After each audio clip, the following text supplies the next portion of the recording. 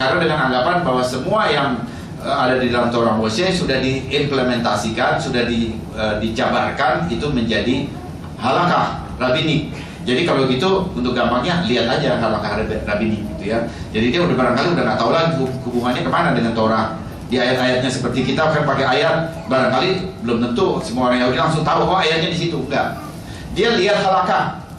Jadi dengan demikian, dengan perkataan lain, maka tekanannya itu dalam cara hidup sesuai Torah itu adalah halakah. Sudah bisa lihat itu ya. Saya sering bertanya pada orang-orang Yahudi dan memang halakah di film-film misalnya begini, di Fiddler on the Roof ya, itu langsung tradition gitu ya. Nah itu dia halakah.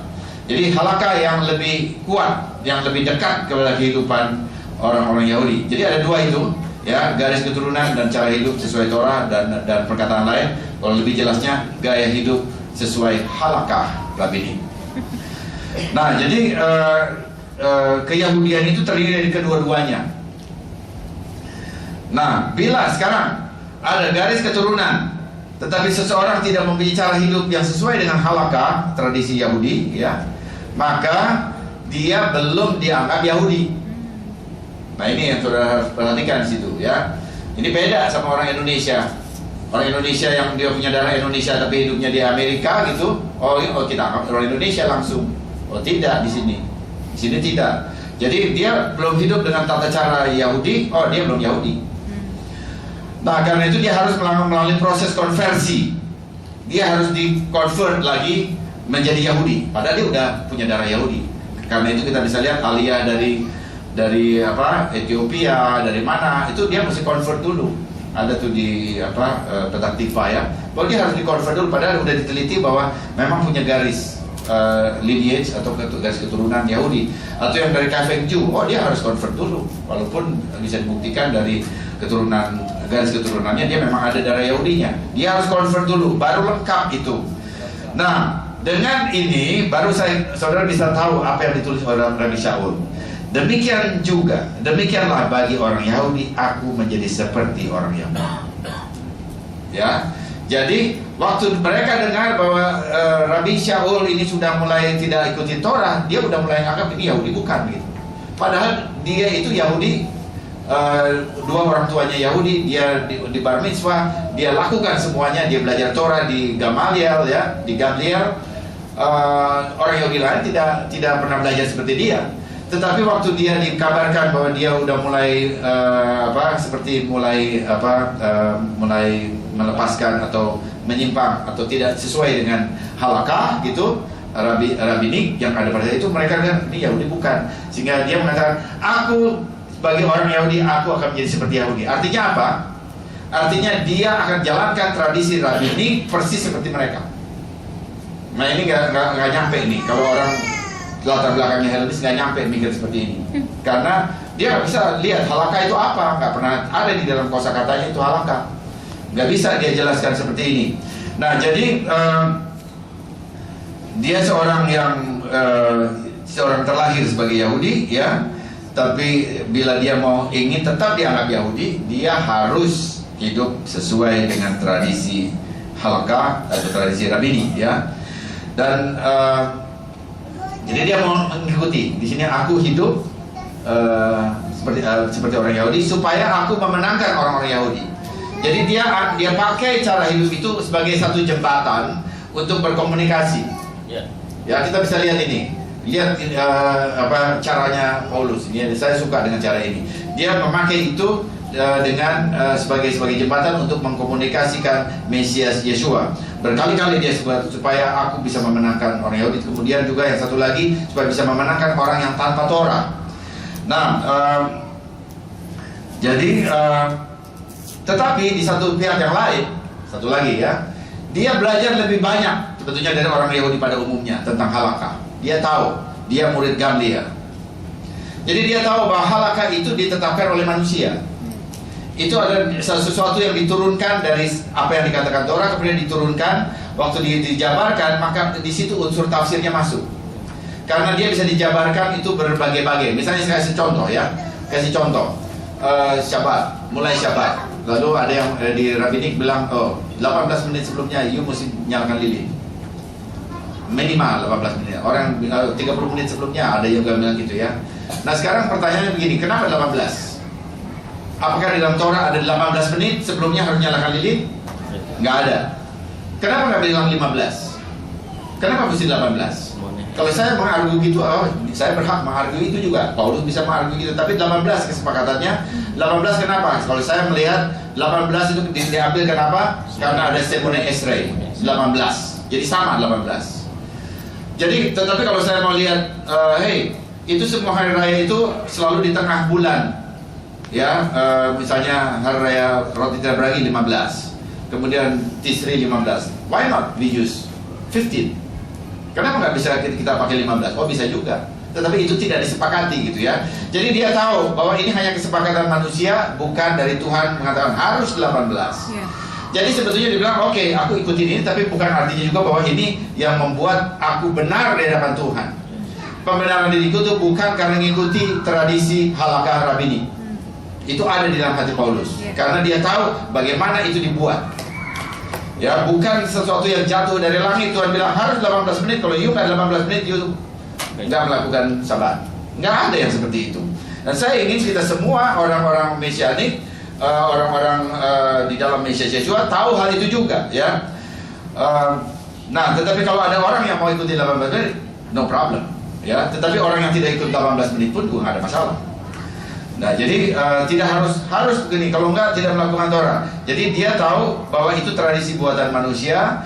Dan kalau orang melakukan ikut tradisi 18 menit, maka dia itu untuk dapat pandangan dari manusia. Ini satu aspek. Betul nggak? Tuhan nggak lihat 18 menit. Saya percaya Tuhan nggak lihat 18 menit. Tetapi manusia lihat 18 menit, sehingga kalau saudara mau bangun perhatian, mau bangun jembatan, supaya saudara bisa berkomunikasi dengan orang-orang yang menghargai 18 menit, maka saudara harus menghargai 18 menit juga, harus mengikuti apa yang mereka lakukan waktu saudara ada di lingkungan mereka. Betul nggak? Iya. Jadi begitu. Nah karena itu dia mau memenangkan orang Yahudi yang seperti itu, dia juga mau melakukan 18 menit, kira-kira begitu ya, satu gambaran. Tetapi itu adalah aspek manusia, bukan aspeknya Tuhan. Jadi di hadapan Tuhan pembenaran itu didasarkan kepada iman, bukan halakah rabini.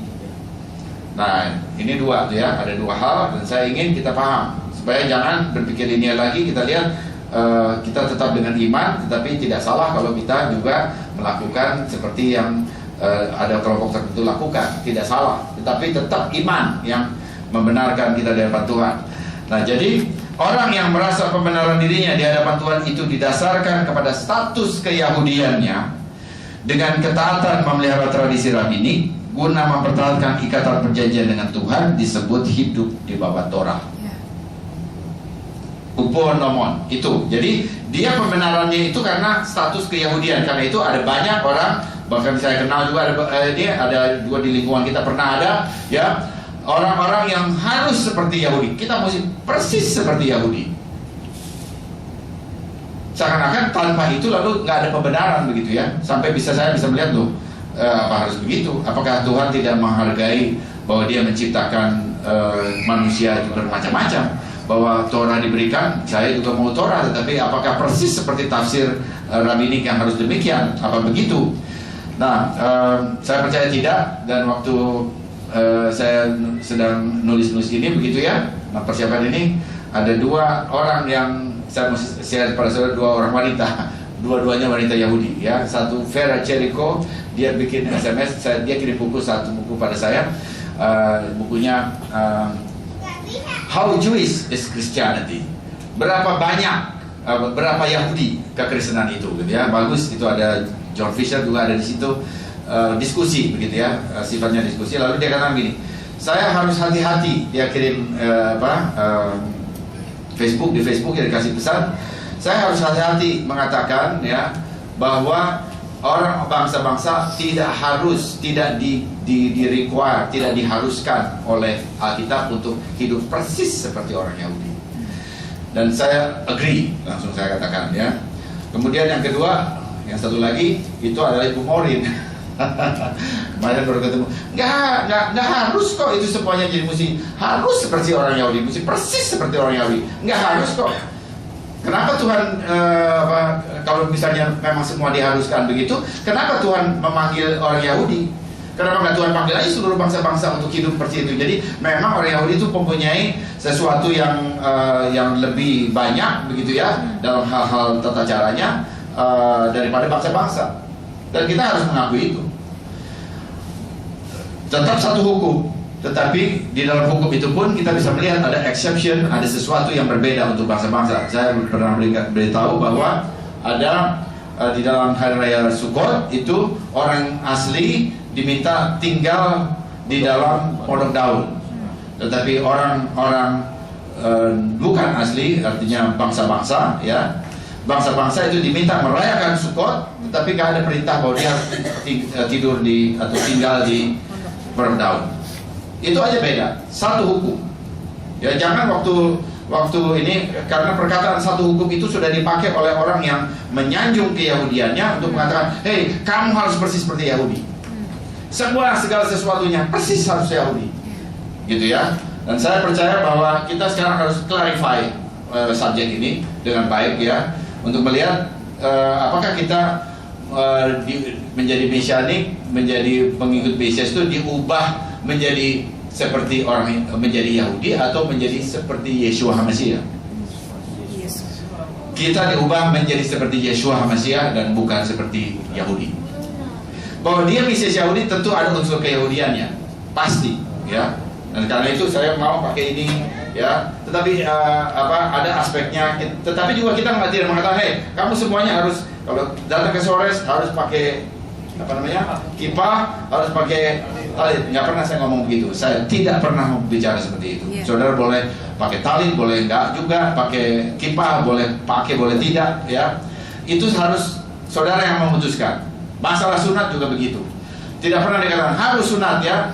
Tidak pernah saya ngomong begitu. Never ever ya. Tetapi kalau ada orang yang mempunyai alasan yang tepat untuk sunat, go for it. No problem ya, kalau punya alasan yang tepat. Tetapi alasan sunatnya itu bukan untuk pembenaran, untuk supaya nanti kalau kurang-kurang dikit, kan memang saya kan manusia kan banyak dosanya ya, banyak kekurangannya ya, aku kan banyak kekurangannya. Jadi kalau kurang-kurang dikit aku udah disunat jadi dipandang benar. Itu salah. Itu bukan right reason for circumcision. Saya tolak itu. Saya akan tolak ya. Dan saya percaya bahwa Rabi Shaul itu sesuatu dia memberikan pengajaran yang benar. Jadi begini, kalau kita itu tidak bisa menafsir, memahami Torah, ya, kita bangsa-bangsa, akuilah, kita bangsa-bangsa itu baru berapa lama, berapa tahun sih, 10 tahun juga belum ya. Enggak.